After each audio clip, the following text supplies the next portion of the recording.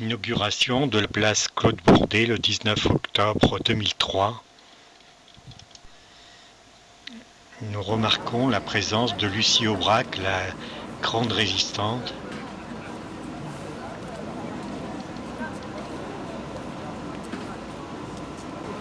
D'Édith Perret, actrice et compagne de Claude Bourdet.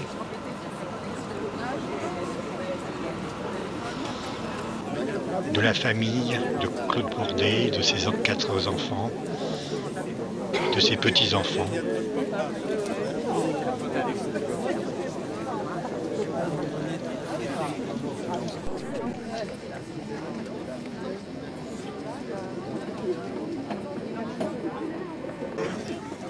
En présence du maire de Paris, Bertrand Delanoë.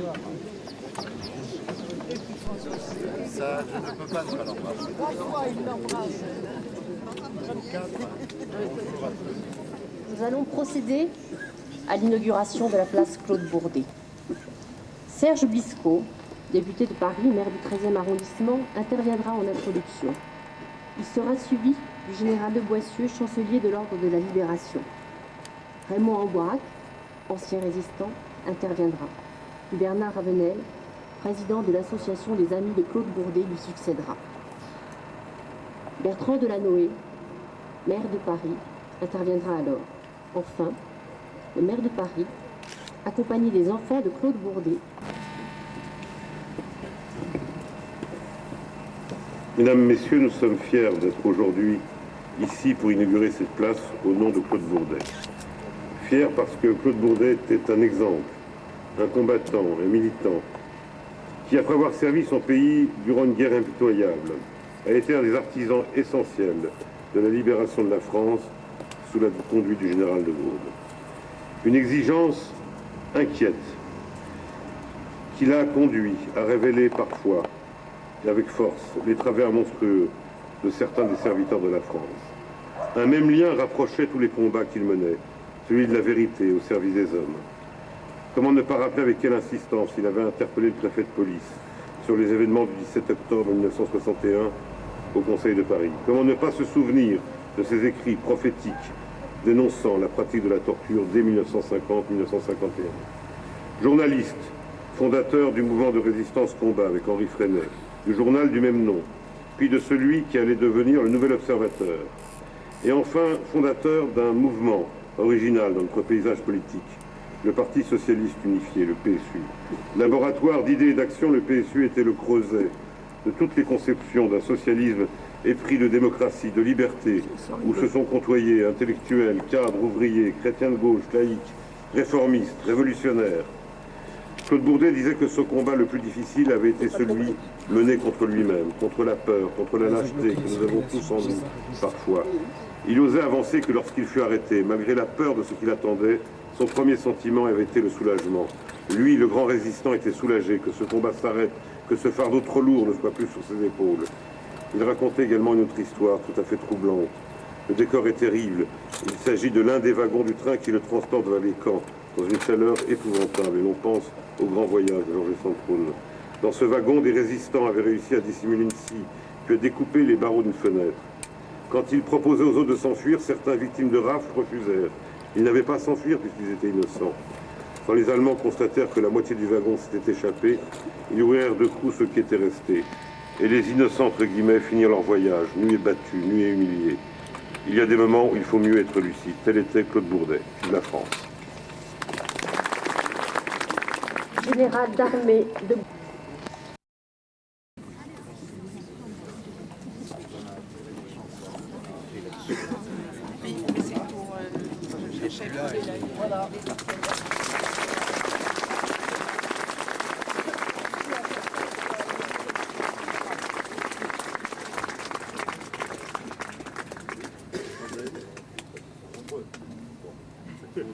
Monsieur le maire, monsieur le député, monsieur le maire, messieurs les présidents, messieurs les parlementaires, mesdames, messieurs, au nom de l'Ordre de la Libération, au nom des Français libres, au nom de ses camarades de la Résistance, de ses amis, je viens rendre hommage à Claude Bourdet. C'est dans sa participation à la guerre à la résistance, puis dans le journalisme et la politique, que Claude Bourdet s'est affirmé comme un homme engagé avec la volonté de servir de juste cause. Issu du milieu artistique, son père est l'auteur dramatique célèbre Édouard Bourdet et sa mère écrivain. Il s'oriente vers des études scientifiques, ingénieur en physique. Il est, avant la guerre, chargé de mission au ministère de l'Économie nationale. Quand la guerre éclate, il sert comme lieutenant dans l'artillerie avant d'être démobilisé après l'armistice. Cette guerre escamotée, comme il dira plus tard, le marque profondément. Ayant entendu l'un des appels radiodiffusés du général de Gaulle quelques jours après le 18 juin, il sait que la lutte continue. L'ambiance qui règne à Vichy alors ne lui plaît guère. Il démissionne immédiatement de son poste de chargé de mission au ministère de l'Économie nationale. Avec un ami industriel, il ouvre une entreprise dans les Alpes-Maritimes où il vit avec sa femme et ses enfants. Il entre en contact avec la résistance en septembre 1940 par l'intermédiaire du capitaine Vincent du service de renseignement interallié polonais, le fameux réseau F2.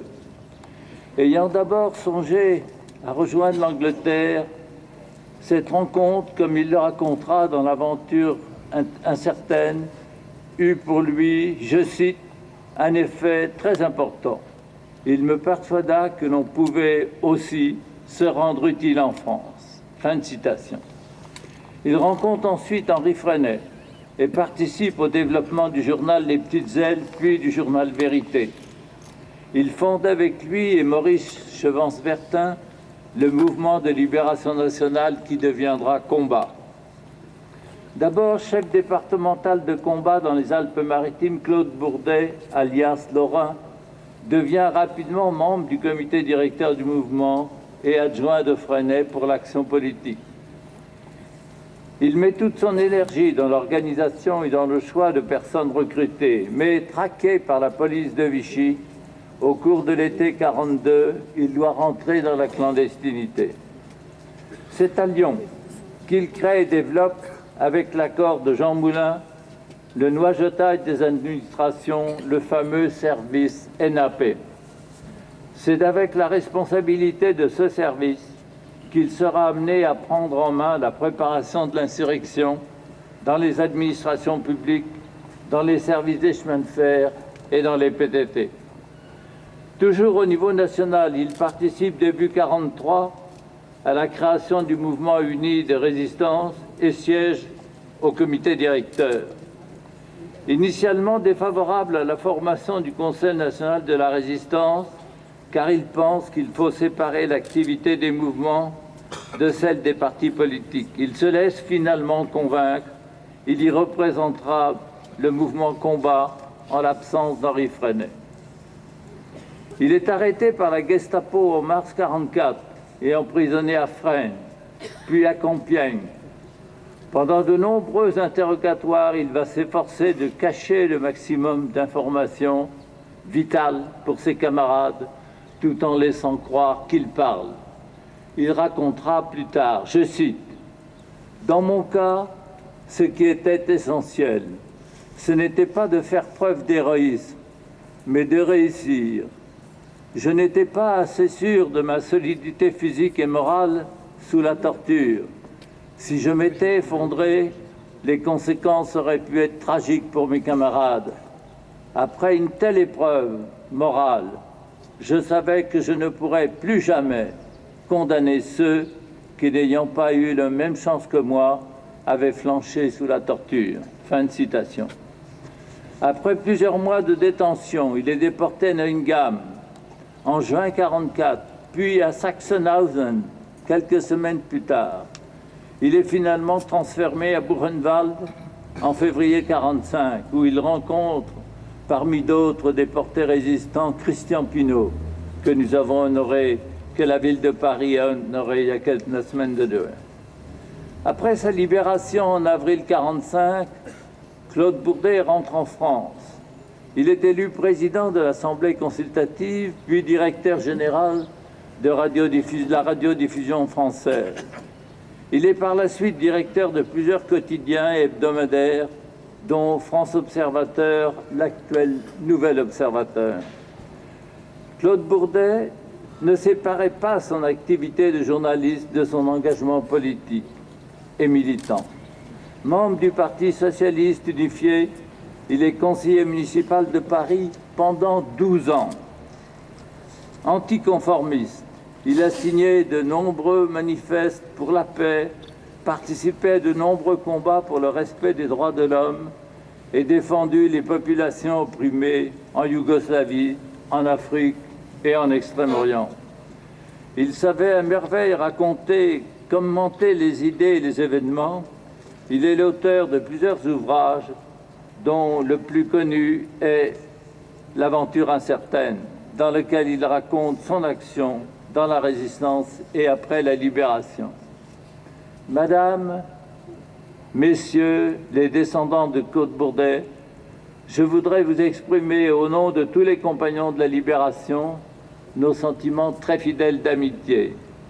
La ville de Paris, compagnon de la libération, a souhaité rendre hommage à un autre compagnon de la libération en inaugurant cette place Claude Bourdet. Je tiens à remercier Monsieur le maire de Paris ainsi que le conseil municipal d'avoir permis que le souvenir et l'exemple de la vie de Claude Bourdet demeurent présents dans la mémoire des Parisiens.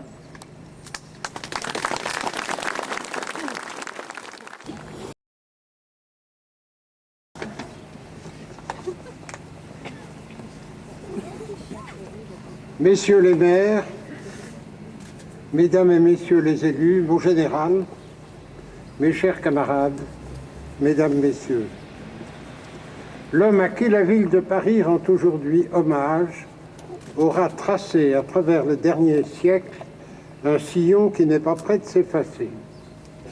De sa vie de résistant, de journaliste et d'écrivain, je ne parlerai que de sa participation à la résistance de 1940 à 1944. Ce fut sans doute l'étape décisive d'où tout le reste allait découler. Comme vous l'avez rappelé, mon général, quand la guerre commence il a 30 ans, c'est un jeune ingénieur de l'école polytechnique de Zurich, d'une famille connue d'intellectuels. Sa découverte de ce qui se passe en Allemagne, en Italie et en Espagne le conduit vers ces antifascistes, les chrétiens de gauche. Après la débâcle militaire démobilisé, il est convaincu que le combat devrait continuer.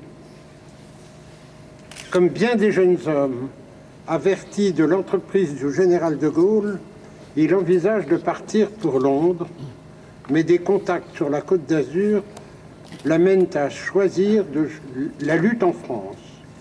Et c'est la rencontre avec Henri Freinet, en janvier 1941, qui va décider de tout. Le voici d'emblée chef pour les Alpes-Maritimes. Claude Bourdet participe dès lors à ses premiers mois de recherche et d'organisation et d'abord de recrutement. Il faut trouver des hommes et des femmes ayant au moins une qualité essentielle, le courage de l'esprit et du cœur, ceux qui ne sont pas soumis à l'injustice et inclinés devant l'inéluctable, au moment où un tel comportement constituait la règle. C'est au hasard des relations et des rencontres que se constituent, un peu dans toute la France, ces petits groupes de volontaires qui partagent les mêmes refus et les mêmes espoirs. Cette année 1941 verra ces groupes se chercher, se rencontrer, se connaître. Claude participe pleinement à cette quête où la rencontre est parfois l'occasion d'une fusion, comme celle des gouttelettes de mercure. Ainsi naît Combat, qui va devenir un des grands journaux clandestins et par là même un des plus importants mouvements de résistance. Au début de 1942, Claude Bourdet quitte la Côte d'Azur, appelé à Lyon par Henri Freinet, qui en fait son principal adjoint et bientôt son successeur. Il est alors un de ces hommes orchestres, bien peu nombreux, qui vont bâtir la résistance en organisant leurs mouvements et en établissant les contacts avec les autres sur la route décisive vers l'unité. L'organisation du mouvement est une tâche bien complexe dans les conditions de la clandestinité et sous les coups d'une répression de plus en plus active. Il faut diversifier l'action et spécialiser les personnes. Il y a d'abord le journal, pour lequel il faut du papier, des imprimeurs, un réseau de transport et de distribution.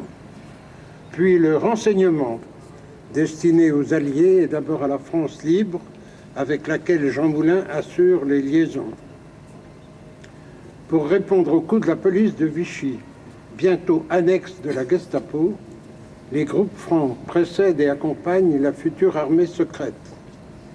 Je mentionnerai, comme vous l'avez fait, mon général, spécialement, le NAP, noyautage des administrations publiques, qui fut l'enfant chéri de Claude, avec le soutien qu'il obtint de Jean Moulin dans l'été 42.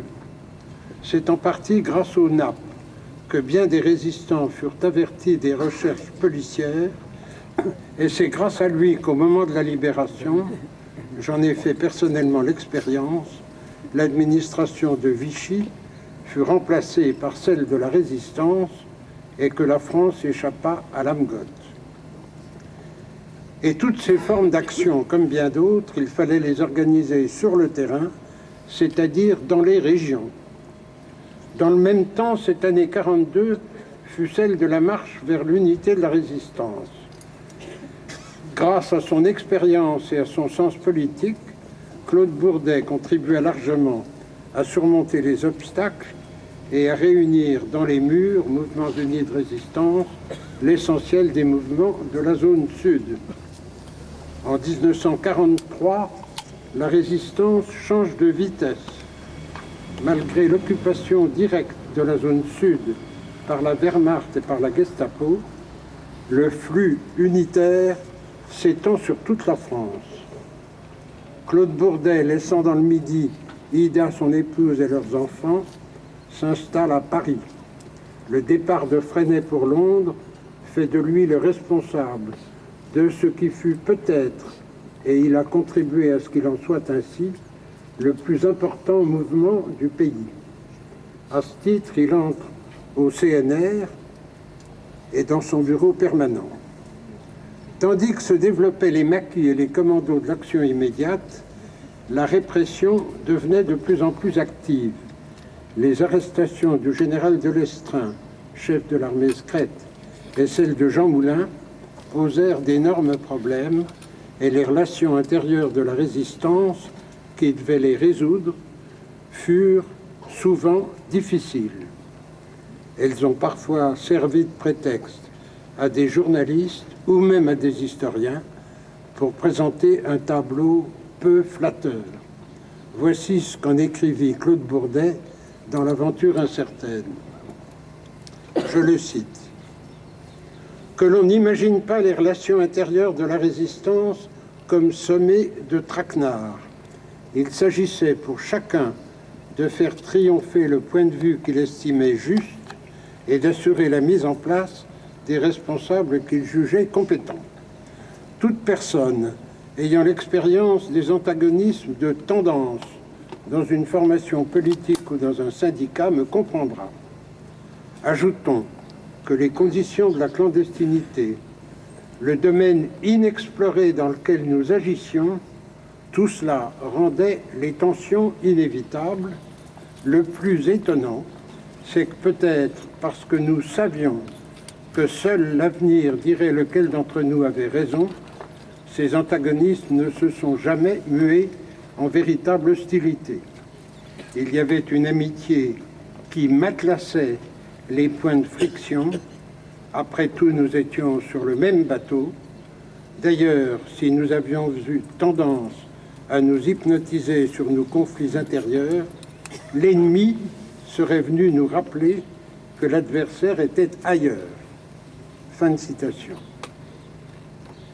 La préparation de la libération, par cet étrange gouvernement clandestin que constituaient ensemble le Comité français d'Alger, le CNR, la délégation générale, s'organisaient avec ce mélange de rationalité et d'empirisme qui caractérisait l'armée des ombres. Le 24 mars 1944, Claude Bourdet était arrêté dans une souricière tendue par la Gestapo.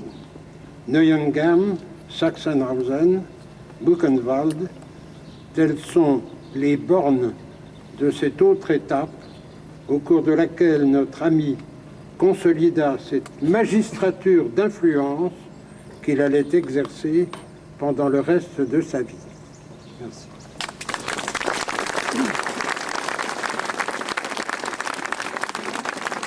Parler de Claude Bourdet et dans le temps imparti n'est pas évident. Je voudrais essayer de fixer le message principal que nous transmet sa vie, toute sa vie, et que cette plaque aide à transmettre aux futures générations qui pourront ainsi s'interroger sur cet homme d'une trempe particulière. Raymond Brague vient de parler de l'importance décisive qu'aura eu la résistance dans l'identité constitutive de l'homme, de son existence. Une aventure incertaine. Je partirai donc ici d'une autre facette importante de son existence, celle de conseiller de Paris, du 13e arrondissement, en opposition frontale avec la majorité de l'époque. Et c'est à partir de son expérience intensément vécue pendant 12 ans qu'il a pu, en 1972, écrire un livre qui, dès son titre, pose la question centrale « À qui appartient Paris ?» Dans ce livre, il démontre que Paris était sous la coupe des banquiers, et qu'il y avait deux grands scandales. Le premier, c'était une énorme spéculation immobilière, éhontée mais légale. Le deuxième, c'était qu'il y avait des grands drames humains, provoqués par une nouvelle expulsion massive des habitants modestes de Paris, en particulier dans le 13e arrondissement. Il fallait qu'il y ait des bavures pour qu'éclate le scandale, et il y en a eu. À Puteaux, la question du quartier de la Défense, au Halles, transfert vers Rungis, et la Villette. J'en parle pas, mais je vous reporte à son livre, c'est une énorme affaire. Conclusion de Claude, il fallait que les Parisiens reprennent Paris. Et je cite la conclusion de son livre. Il est incroyable que les Parisiens continuent, tout en gémissant, à consolider une structure absurde qui fera l'étonnement des historiens de l'avenir. Peut-être pourrions-nous décider qu'il est temps de changer. Il écrivait cela en 1972. Et je crois que si Claude avait été parmi nous aujourd'hui, il aurait apprécié à sa juste mesure le changement opéré depuis les dernières élections. Partisan très convaincu de la démocratie locale, il disait « L'autogestion, c'est encore dans le domaine communal qu'elle est la plus facile à réaliser ». Il aurait certainement apprécié en particulier le rôle nouveau attribué par la nouvelle municipalité aux multiples associations et conseils de quartier aujourd'hui dans Paris. Claude y aurait vu la résurgence d'une idée qui aurait traversé les siècles et la vie collective des Parisiens, depuis le Moyen-Âge, depuis Étienne Marcel, en passant par la Révolution française, la Commune de Paris, mai 68, sans oublier bien entendu la résistance et l'insurrection de Paris. Presque toujours, dit-il, il faut que les idées semblent disparaître, que les modèles soient oubliés ou ne demeurent que dans la mémoire de quelques fidèles, pour qu'un jour, plus tard, tout ressurgisse comme dans une nouvelle naissance. Telle était la conception de la vie et de l'histoire de Claude. Rien ne se perd. La somme des actes passés subsiste, visiblement ou invisiblement, de naissance en naissance. C'est le cas des grandes expériences de l'histoire, transmises ainsi aux générations futures, comme l'est bien sûr la résistance. Résistant, passionné de justice, porteur d'un espoir indéracinable, une sorte d'espérance collective. Ces mots ensemble synthétisent l'horizon moral et idéal de Claude Bourdet. Mots qui peuvent constituer les fondements d'un projet politique, à condition bien sûr de restituer à la politique sa nature de service et sa substance profonde de bataille d'idées et donc quelque part d'utopie concrète. De la démocratie locale à la démocratie dans le monde, de la justice locale à la justice dans le monde. Claude a incarné ces mots tout au long de sa vie. Et ceci, non seulement dans sa vie publique, proprement dit, pour lui, cohérent et généreux à l'extrême, il ne pouvait exister de coupure entre sphère personnelle et sphère politique. Pour lui, pas d'écran, pas de censure, et peut-être pour cela une certaine fragilité, face à ceux qui entendent souvent faire de la politique un simple instrument de pouvoir, avec ce réalisme renonciatoire qui fait appel à une certaine duplicité pour transformer parfois l'incohérence en vertu. Pour lui, journaliste, éditorialiste, cofondateur de l'Observateur, on ne change pas la politique si on renonce à dire, à écrire rigoureusement la vérité, toute la vérité, et aussi à pratiquer, c'est-à-dire à agir politiquement pour que la vérité triomphe. Ce qu'il a fait parfois seul, et je crois que ça aussi c'est un aspect important, je rappellerai ce qui a été dit tout à l'heure, ce qu'il a fait pour octobre 61, en est une démonstration particulièrement éclatante. Changer la politique, c'est pour lui ne jamais renoncer à porter l'espoir, à porter l'espérance collective et à porter la charge de responsabilité. Ce poids, cette charge, il les a toujours portés sur ses épaules, sans calcul, sans prudence, forçant les temps si cela lui semblait nécessaire et sachant accepter le risque et la fatigue de prendre le chemin seul. Cette charge, cette responsabilité, celle majeure qu'il a prise pendant la résistance, il a continué à les assumer dans de grands combats essentiels pour la France et pour le monde. C'était l'Algérie, on le sait très bien. C'était le Vietnam. C'était aussi la Palestine. Dès 1967, il part avec Témoignage chrétien dans une longue campagne pendant 25 ans de sa vie pour expliquer ce qu'est la Palestine, ce drame qui n'arrête pas de se régler et dont l'existence a souvent été en quelque sorte mal connue et parfois calomniée. Il est devenu le président de l'association France-Palestine. C'est là aussi la course aux armements nucléaires qui l'angoissait beaucoup. Donc, décolonisation, lutte contre la guerre, mais aussi engagement permanent dès 1946-1947 de constituer une nouvelle gauche en France, en même temps qu'il pensait que l'unité était la condition indispensable de tout progrès. C'est dans ce sens qu'il a aussi constitué le PSU, une autre aventure incertaine. Pour lui, il ne devait pas y avoir de réalisme de gouvernement ou de politique raisonnable qui puisse nous faire abandonner ses convictions fondamentales et renoncer à l'effort de raccourcir toujours plus la distance entre ce qui se proclame et ce qu'on doit faire et accomplir. Et puis, on ne peut parler de Claude aujourd'hui sans parler de paix et de guerre, le dilemme fondamental de l'humanité qu'il a toujours pensé. Et en ce début du XXIe siècle, avec le retour de la guerre comme instrument de la politique, y compris en Europe, nous sommes particulièrement inquiets. Ce retour aurait été ressenti par Claude comme l'héritage le plus lourd que le XXIe siècle aurait reçu du XXe siècle finissant. Nous avons eu la guerre en ex-Yougoslavie, y compris celle de l'OTAN, ainsi que celle des Russes contre la Tchétchénie. Les guerres, pour la première fois depuis 1945, ont ramené en Europe les bombardiers, les bombardements, les chars, les victimes civiles, les réfugiés au centre de la scène européenne. À la lisière de l'Europe, au Moyen-Orient, nous assistons à la résurgence de la logique de guerre entre Israël, qui représente non pas un peu l'Occident, et la Palestine, qui représente un peu le monde arabe et le tiers-monde. Tout cela a des répercussions sur l'ensemble du monde. La seule réponse possible aujourd'hui, c'est la reprise de la lutte pour la paix à l'échelle globale. Pour lui, la conservation et le développement du droit, c'est le nom de la paix aujourd'hui. Je dirais presque le nom de la révolution. Et cela ne peut être, comme on l'a souvent accusé finalement, la tâche de minorités rêveuses ou éclairées, comme étant ou sont considérés les pacifistes entre guillemets comme Claude. C'est la tâche de tous. Le réalisme pousse à agir non seulement pour l'intérêt des agressés de la guerre, qu'ils soient en Irak ou en Palestine, mais aussi pour l'intérêt des agresseurs et d'une manière générale pour l'intérêt de toute l'humanité. C'est la seule perspective de paix qui compte. Parfois, et je voudrais conclure là-dessus, on peut se demander d'où Claude a pu puiser toute son énergie pour continuer jusqu'au bout son combat, si j'ose dire. C'est une demande que beaucoup d'entre nous, d'expériences ou de biographies analogues, aussi différentes, se sont adressés à eux-mêmes, et dont la réponse n'est pas évidente.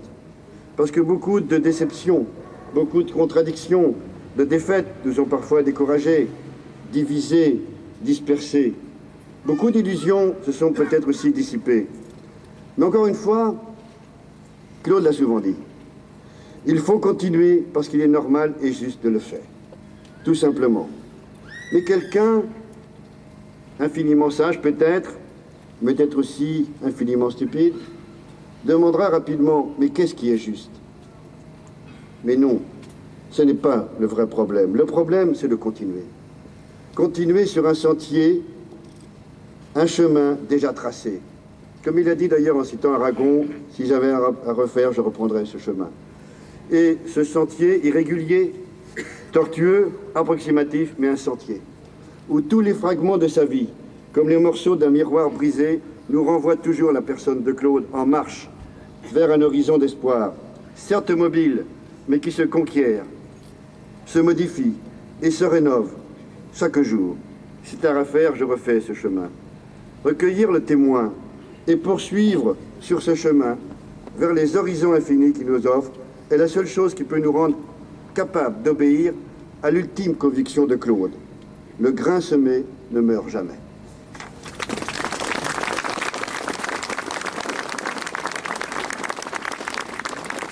Les enfants l'accompagnent, les petits-enfants aussi de Claude Bourdet. Monsieur le député-maire du 13e arrondissement, mesdames et messieurs les élus, monsieur le chancelier, monsieur le président de l'association des amis de Claude Bourdet, vous toutes et vous tous, surtout ses compagnons de clandestinité, de souffrance et d'espérance. Vous, citoyennes et citoyens de Paris qui pensez que l'on n'a pas d'avenir lorsqu'on n'a pas de mémoire. Paris est une ville dont je suis heureux, à quelques jours d'intervalle, faire en sorte que dans sa trame, dans son futur, s'inscrivent les noms de compagnons de la libération. Aujourd'hui, Paris rend hommage à Claude Bourdet, héros de la résistance, militant de l'émancipation des hommes et conscience de son époque. Claude Bourdet compte parmi les figures qui ont marqué le XXe siècle de l'empreinte de leur engagement. Loin, très loin des renoncements et des facilités de la résignation, son cheminement se nourrit de fidélité à ses convictions et de choix d'honneur. En cela, Claude Bourdet demeure dans notre mémoire collective comme une référence. Notre cité accueille en son sein l'un de ses enfants, né le 28 octobre 1909 dans le 17e arrondissement et ardent militant de ces valeurs qui forgent l'identité de Paris. Engagé dans sa jeunesse pour le Front populaire et contre la guerre d'Espagne, Claude Bourdet se lève dès 1941 contre l'occupation allemande et la collaboration de Vichy. Enrôlé par Henri Freinet, il devient très vite un des grands acteurs de la résistance. Animateur du mouvement Combat, membre en 1943 du Conseil national de la résistance, il est le grand artisan, comme vous l'avez dit, de la stratégie d'infiltration de l'administration vichiste. Créateur des réseaux de noyautage, il en devient le responsable sur l'ensemble du territoire avec l'aval de Jean Moulin.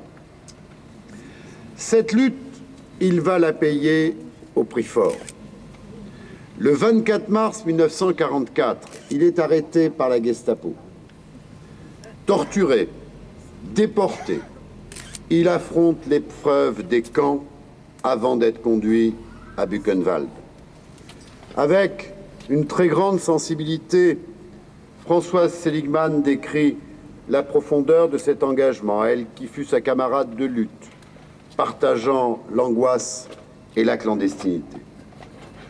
Claude Bourdet, dit-elle, est l'exemple du héros de la résistance moins médiatique que ceux dont la vie a frappé les imaginations, mais plus authentique, car il s'est imposé des contraintes qui lui étaient insupportables avec un courage au moins autant moral que physique, mais aussi dans la certitude jamais défaillante qu'il ne pouvait agir autrement et que ce combat-là méritait tous les sacrifices. Claude Bourdet est fait compagnon de la Libération le 19 octobre 1945. La même année, il devient vice-président de l'Assemblée consultative, puis poursuit sa carrière de journaliste, comme vous l'avez dit, à Combat et à France Observateur. Il entretient l'esprit de résistance, mobilisant son talent de plume et d'analyste de l'actualité pour alerter, pour révéler, pour dénoncer tout ce qui, selon lui, bafoue la dignité humaine. Hostile à la guerre d'Algérie et favorable à l'indépendance de ce pays, il est l'un des tout premiers à dénoncer la torture en décembre 1951. Il est également l'un des rares à stigmatiser les exactions commises lors des événements du 17 octobre 1961, interpellant publiquement le préfet de police Maurice Papon en séance du Conseil de Paris. Opposé à l'armement nucléaire, il fonde en 1962 le mouvement contre l'armement atomique en France, devenu mouvement pour le désarmement, la paix, la liberté. Son combat, car le pluriel est ici inutile tant la démarche est cohérente. Son combat, il le mène aussi en tant que militant du PSU, auquel il restera fidèle jusqu'à son autodissolution en 1990. Mais évoquant la mémoire de Claude Bourdet, c'est aussi l'amoureux de Paris que nous honorons aujourd'hui. Conseiller municipal du 13e arrondissement, élu en 1959 sous l'étiquette UGS, réélu en 1965 sous l'étiquette PSU, il accomplit ce mandat local avec une exigence qui distingue à la fois l'homme et une certaine conception de l'engagement politique. Sur bien des sujets qui demeurent aujourd'hui au cœur des défis de la civilisation urbaine, il développait, il y a plus de 30 ans, une pensée que je n'hésite pas à qualifier de visionnaire. Dans son livre que vous avez cité, « À qui appartient Paris ?», paru en 1971, il affirme un attachement profond à la démocratie locale contre ce qu'il appelle l'influence oppressante de la technocratie. Il critique déjà, et avec quel esprit, une cité asphyxiée par l'automobile, utilisant l'image de cet animal mythique, le catoblépas, il a créé le nom, qui, pour se nourrir, dévore son propre corps en commençant par ses pattes. La crise du logement et les dérives de la spéculation stimulent aussi la révolte et le style acéré de ce citoyen libre.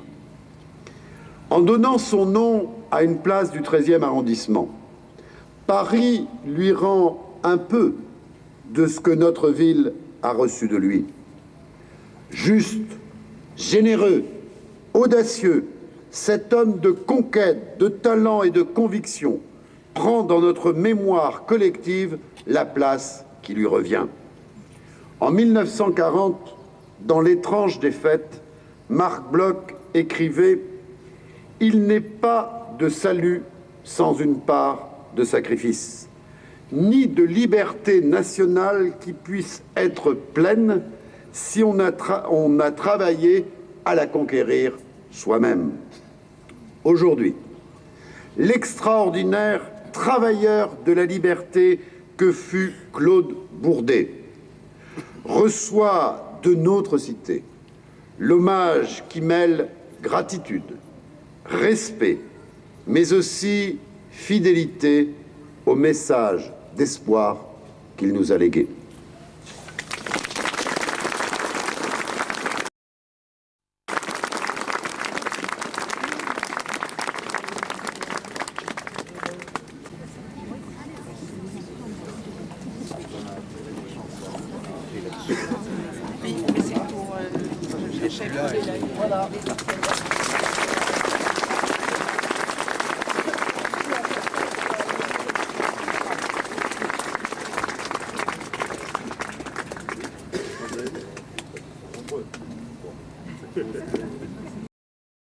Voilà, merci à vous tous. Merci.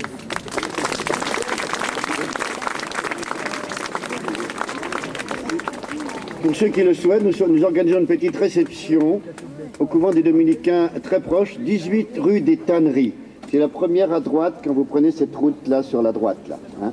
Une réception que nous vous offrons au nom de l'association des Amis de Côte-Bourdet. Vous êtes tous invités. Merci. Bonjour.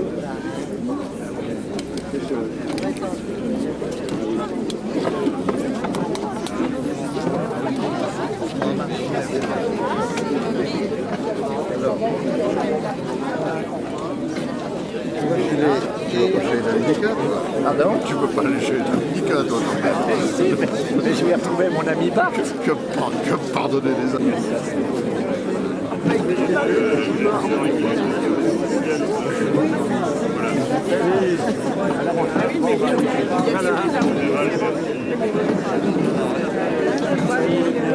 Ça ne serait pas très grande, on y arrivera.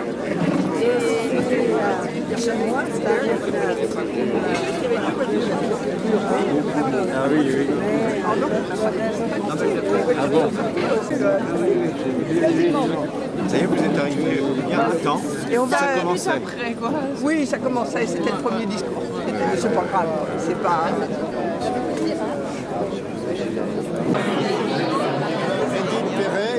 A aussi connu bien Claude et elle peut aussi témoigner de la façon dont elle a connu son itinéraire politique, et personnel, historique, en quelque sorte, quoi. Et je crois que ça fait partie aussi disons, de sa vie, quoi. Alors peut-être qu'elle peut dire quelques mots sur la façon dont elle conçoit l'itinéraire, la vie de Claude, comment tu la représentes. C'est un peu difficile, hein, à chaud comme ça. Assez difficile. Seulement, sa vie était une et à l'écoute de chacun. Alors voilà, mais alors faire un film, je pourrais, mais bien sûr, ça nous pouvons tous témoigner. Nous appartenons tous à un temps de la vie de Claude. Voilà, nous avons tous partagé sa vie d'une façon. Et comment tu présenterais le message qu'il nous transmet? Quel sens que tu donnes à sa propre vie avec ça? C'est la liberté de toute façon. La justice et la liberté, j'imagine. La justice et la liberté.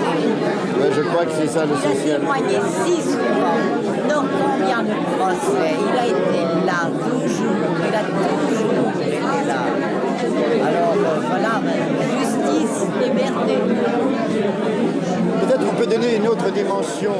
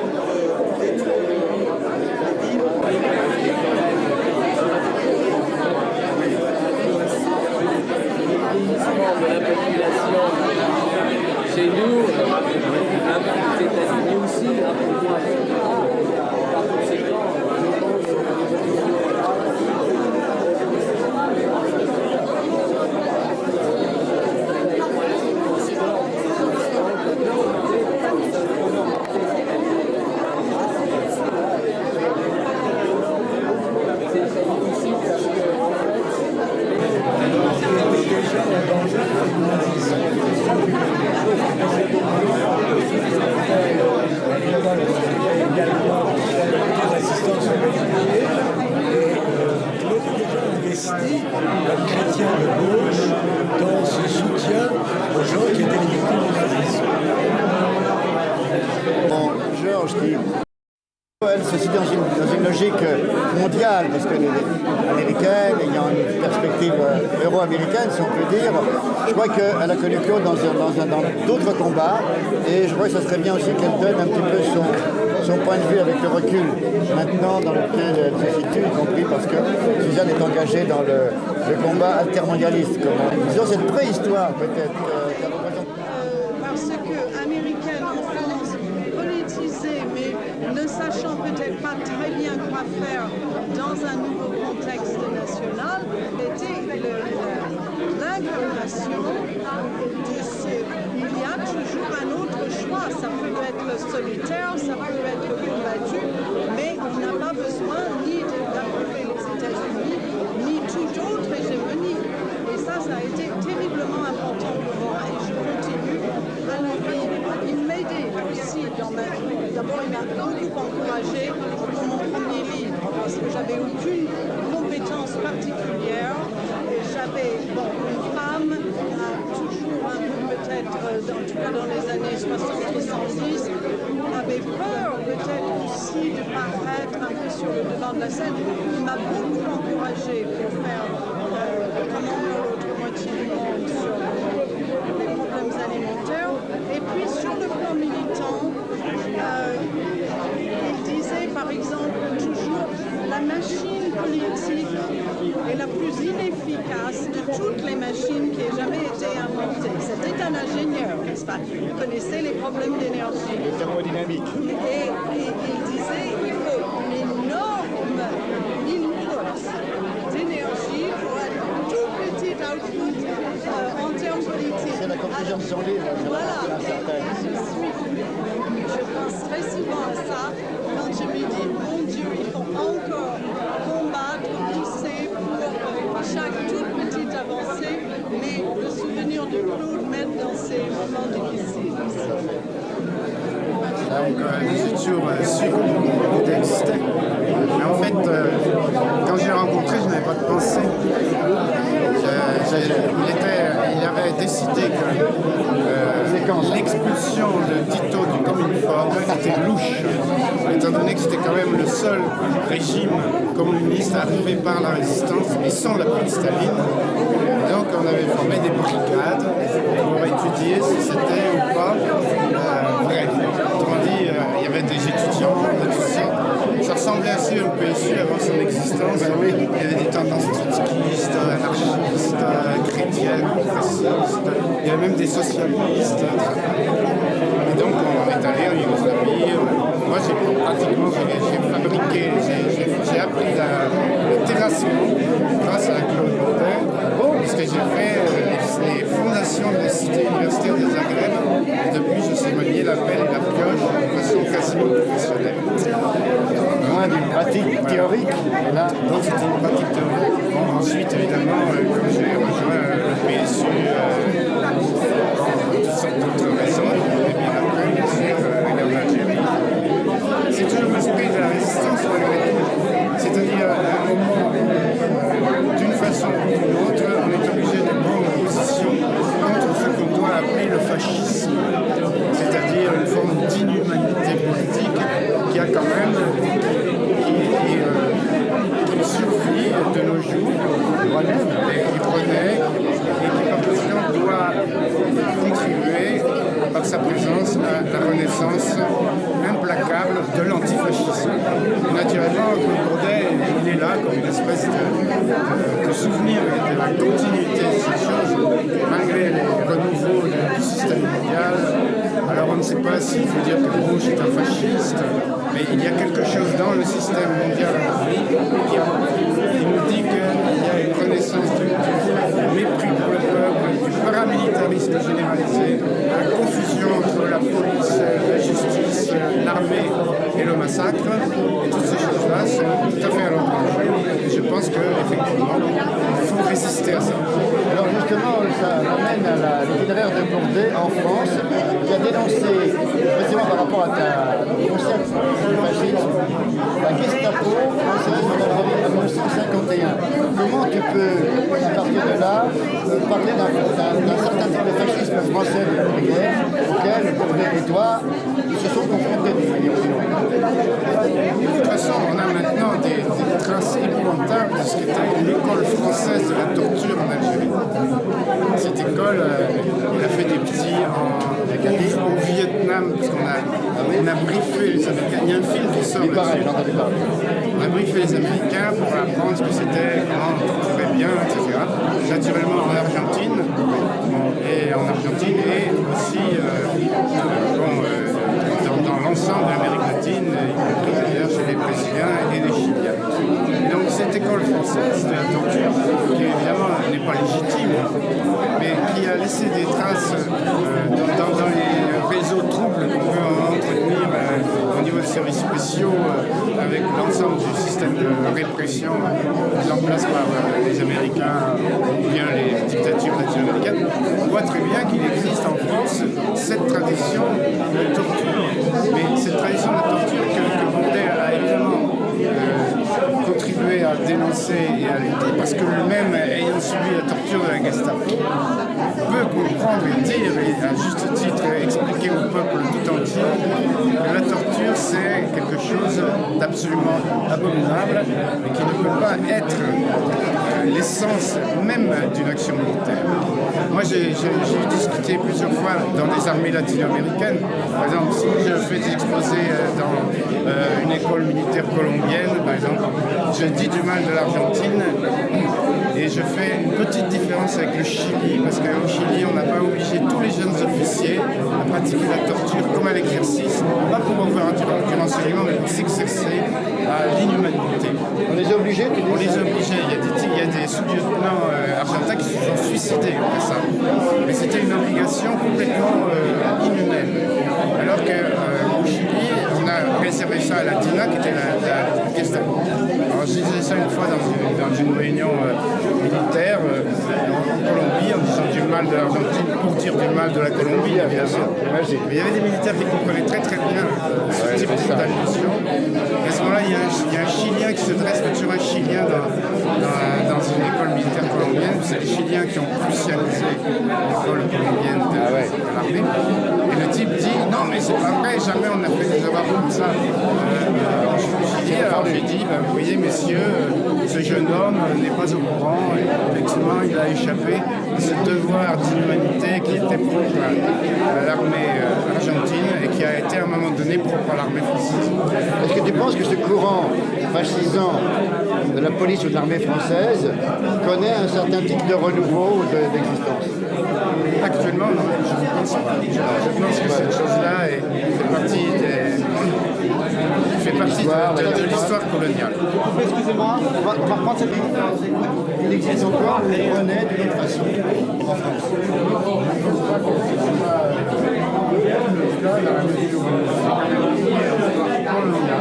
C'est quatre fois, peut-être aussi. La répression d'un peuple.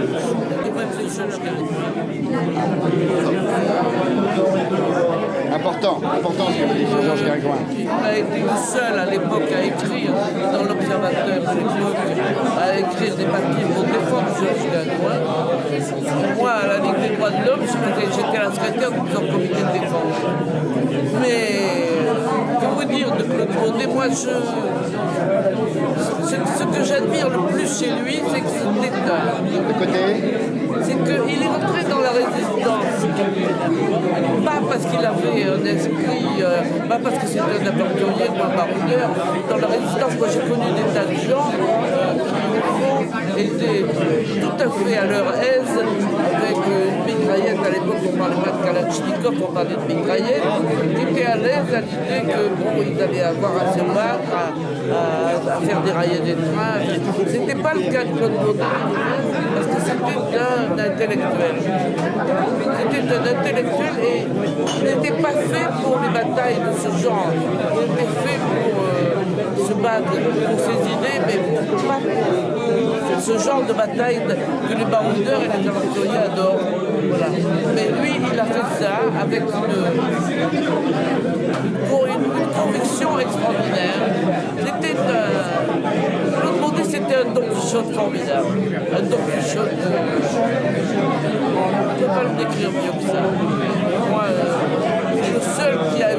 courage d'écrire avant même que la guerre d'Algérie commence. À une époque où la guerre n'avait pas encore commencé, c'est le seul qui a eu le courage d'écrire dans l'Observateur, où il écrivait les éditoriaux, un article qui s'intitulait « Votre Gestapo d'Algérie ». Ben, personne à l'époque n'aurait été là.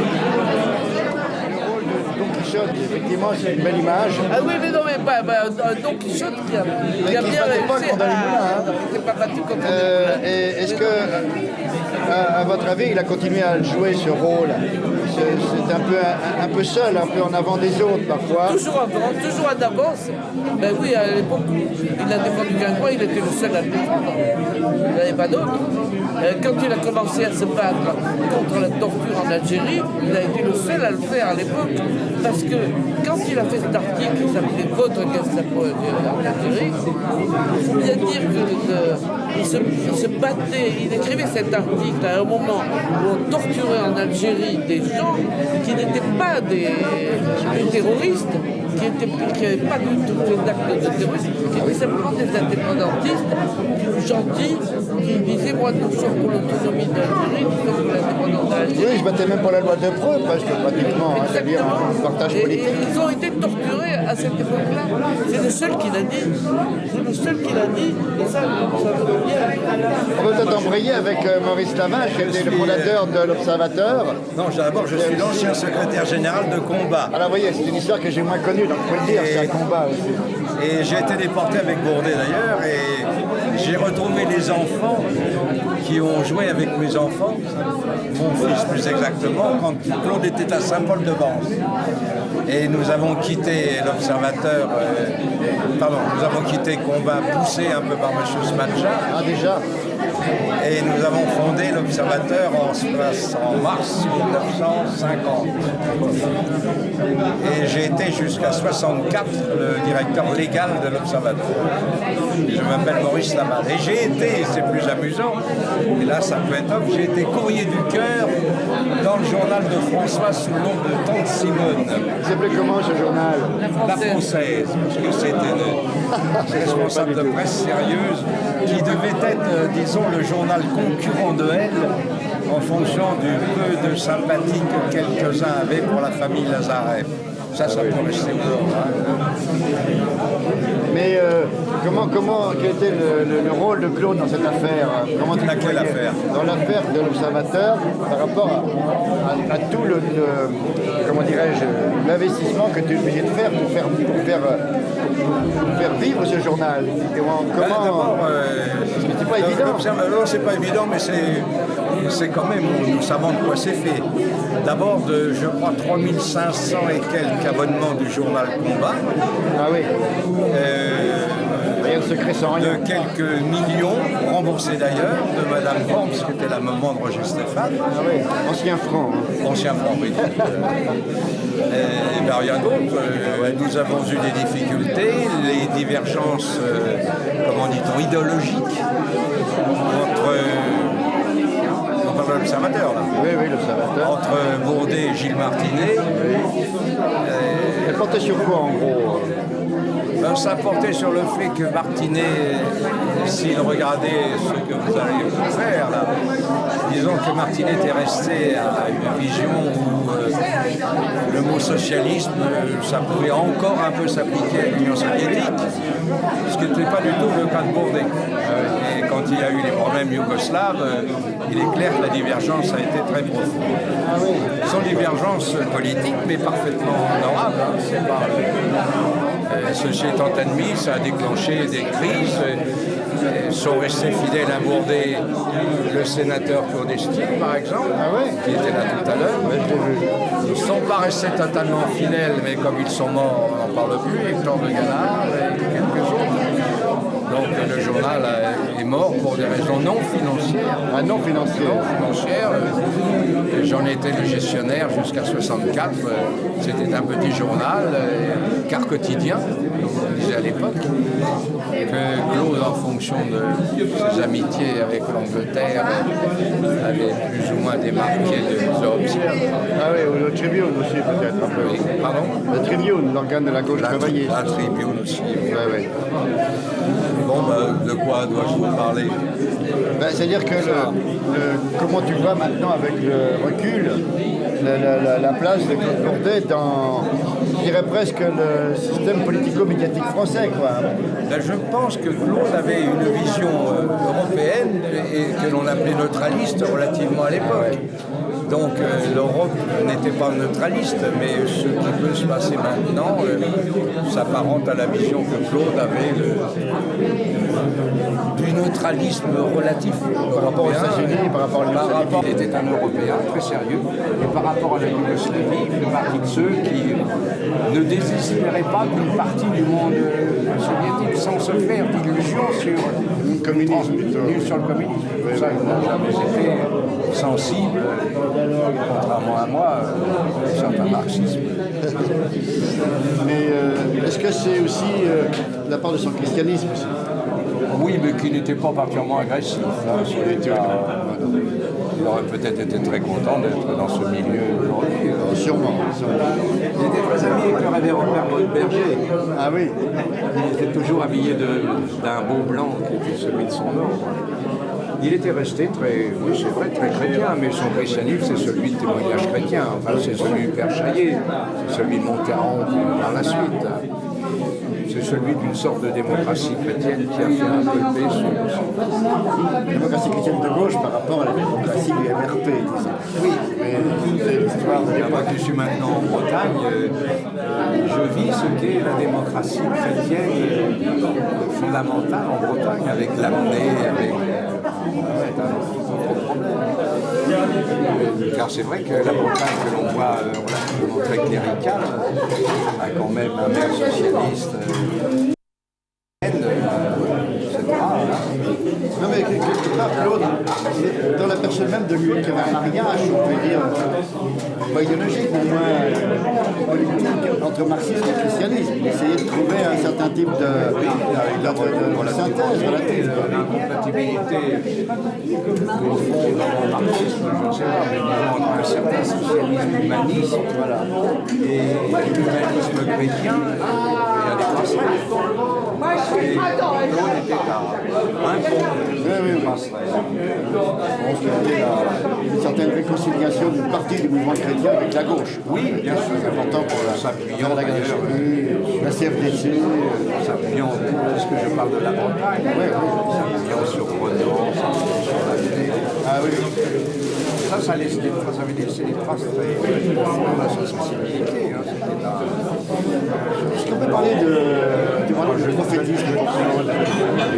Est-ce qu'on peut parler de prophétisme? Mais il avait un côté, pour moi, le prophétisme, là je viens de parler de l'Europe, il était effectivement un peu prophète par rapport à l'Europe, par rapport au monde, ce qu'on appelait le neutralisme à l'époque, avec un côté un peu péjoratif. Le neutralisme, c'est quelqu'un qui ne sait apparemment pas choisir entre le contraire. Claude avait fait du neutralisme une vision d'un monde plus ouvert. Que peut-on dire d'autre? Moi, je suis très ému par, d'abord, de retrouver les enfants. Parce que je les avais un jour perdus. Claude habitait à Saint-Paul-de-Vence, et moi j'avais un petit garçon, et j'avais perdu les enfants. Je ne sais pas si on le sait ou on ne le sait pas, mais Ida Bourdet était une Adamov. Adamov, c'est un auteur de théâtre. C'est la même famille. Et la maman était une Adamov, et j'avais perdu ses petits-enfants dans les Halles Saint-Janet. Et la grand-mère commençait à faire des prières, convaincue que je les avais définitivement perdu. Elle était retrouvée. Oui, elle a retrouvé. Bon, ben, moi, c'est comme ça. Ceci étant admis qu'il ait une place à Paris, je considère que c'est mérité depuis longtemps. Il y a d'autres compagnons de la Libération, moi j'aimerais bien, j'en parlerai au maire, parce que j'étais ici, je serais venu de toute façon, mais j'étais ici pour le 60e anniversaire des médaillés de la Résistance. Et nous avons été reçus sous les ordres de la République, par Chirac, par M. Debré, par M. Delanoë. Et puis il se trouve que 2 jours plus tard, il y a eu cette inauguration où on n'en a pas beaucoup parlé. Je regrette que le nouvel observateur, dont quand même les assises de l'ancien observateur. Mais il me semble, et si Jean Daniel un jour écoute ce que vous allez faire de tout ça, je regrette beaucoup que Jean Daniel pense, c'est pas de point de vue pluriel, hein, je parle à Jean Daniel, qu'il oublie qu'avant le nouvel observateur, il y avait l'observateur. Je ne sais pas d'ailleurs s'il y a eu une seule fois le nom de Paul Bourdet dans l'observatoire. Enfin, ça c'est autre chose. Bon, mon copain, non nécessaire. Merci.